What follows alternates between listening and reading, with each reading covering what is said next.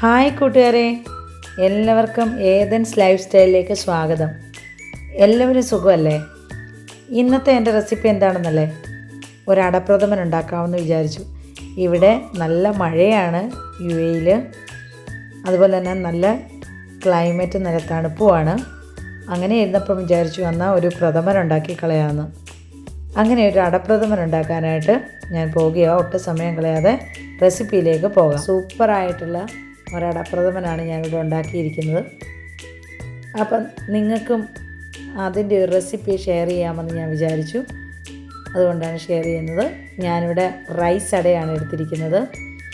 ഈ റൈസ് അട നമുക്കിനി ഒരു ബോയിൽ ചെയ്തെടുക്കണം. അതിന് നമുക്ക് വെള്ളം തിളപ്പിക്കാം. വെള്ളം തിളപ്പിച്ച് റൈസ് അട നമുക്ക് ഇട്ട് കൊടുക്കാം. നമുക്കൊരു ഹാഫ് ബോയിൽ മാത്രമേ ഞാനിവിടെ അട വേവിക്കുന്നുള്ളൂ. അതിൻ്റെ കൂടെ ഞാൻ കുറച്ച് ചവ്വരിയും കൂടെ എടുത്തിട്ടുണ്ട്. ഈ ചവ്വരിയും കൂടെ ഞാൻ ഈ അടയ്ക്കകത്ത് തന്നെ യോജിപ്പിച്ച് കൊടുക്കുക. അതും കൂടെ ഒരു ഹാഫ് ബോയിലായിട്ട് വേവിച്ചെടുക്കാം.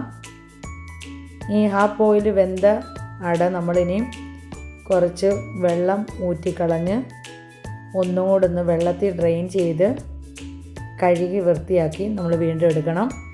ഇപ്പം ഞാൻ ശർക്കര ഉരുക്കാനായിട്ട് വെച്ചിട്ടുണ്ട്. നമുക്ക് ശർക്കര പാനിയാക്കി എടുക്കാം. അത് കഴിഞ്ഞ് ഞാനിവിടെ മുന്തിരിങ്ങായും അണ്ടിപ്പരിപ്പും അതുപോലെ തന്നെ തേങ്ങാക്കൊത്തും കൂടെ എടുത്തിട്ടുണ്ട്. കുറച്ച് ഏലക്കായും ചുക്കും കൂടെ എടുത്തിട്ടുണ്ട്. നെയ്യുണ്ട്.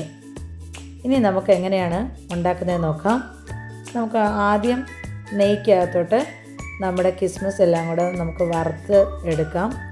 അതിന് അണ്ടിപ്പരിപ്പ് ഇട്ട് കൊടുത്തിട്ടുണ്ട്. അതൊരു ലൈറ്റ് ഗോൾഡ് ആകുമ്പോൾ ഞാൻ റെസിൻസ് കൂടെ ആഡ് ചെയ്ത് കൊടുക്കുന്നു. അന്നേരം രണ്ടും കൂടെ ഒരുപോലെ നമുക്ക് മൂപ്പിച്ചെടുക്കാൻ പറ്റും. കണ്ടില്ലേ?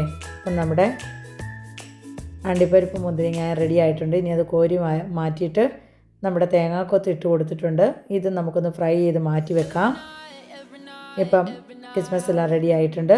ഇനി നമുക്ക് നമ്മൾ ഊറ്റി വെച്ചിരിക്കുന്ന അട നമുക്ക് ഈ നെയ്ക്കകത്ത് തന്നെ ഒന്ന് ഇട്ട് കൊടുത്ത് ഒന്ന് വഴറ്റിയെടുക്കാം. കാരണം അത് ഒട്ടിപ്പിടിക്കത്തില്ല. ഇനി നമ്മുടെ ശർക്കര ഉരുക്കി വെച്ചിരിക്കുന്നത് നമുക്ക് ഊറ്റിയെടുത്ത് ഡ്രൈൻ ചെയ്തിട്ട് അതിന് കല്ലൊക്കെ ഉണ്ടോ നോക്കി നമ്മൾ അരിച്ച് വെച്ചിരിക്കുന്നത് നമുക്ക് ഈ അടയ്ക്കകത്ത് യോജിപ്പിച്ച് കൊടുക്കാം.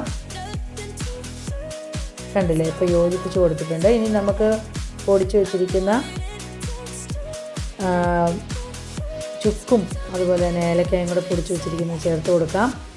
തേങ്ങ ഞാനിവിടെ എടുത്ത് വെച്ചിട്ടുണ്ട്. ഇനി നമുക്കത് തേങ്ങാപ്പാലായിട്ട് എടുക്കണം.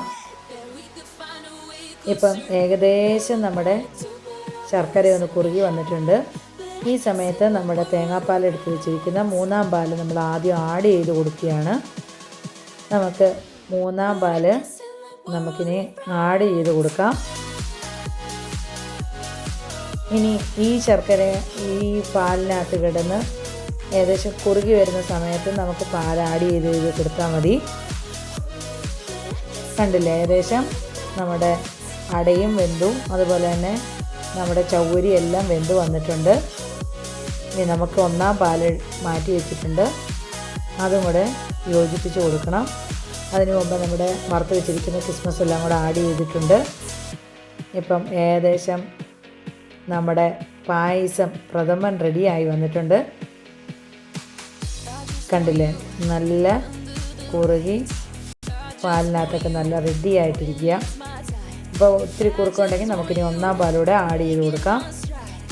അതിനുശേഷം ഒന്നും കൂടെ ഒന്ന് തിളപ്പിച്ചെടുക്കാം.